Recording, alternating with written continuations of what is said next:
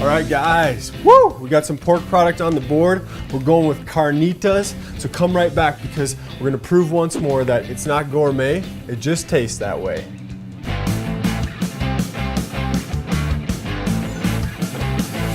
Woo!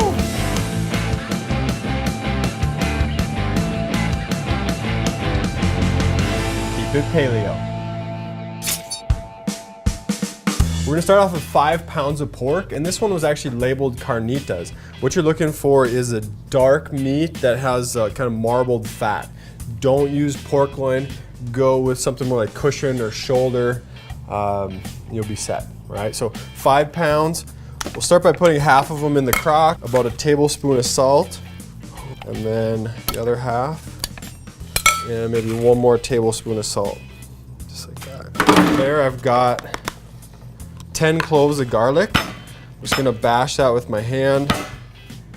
Get those in there. 3 bay leaves. And then tamari or coconut aminos, I've got 2 ounces of that. So 1/4 of a cup. 1 tablespoon cumin. Tablespoon oregano. And about a teaspoon of annatto. This is optional if you can find it. Just go to the Mexican section of the grocery store. Even in those little baggies that are hanging up, look for annatto or achiote. Then here about a tablespoon of chipotle puree, or maybe 1 to 2 chipotles in adobo. Find in the little can. And we got 4 oranges. I'm gonna quarter these.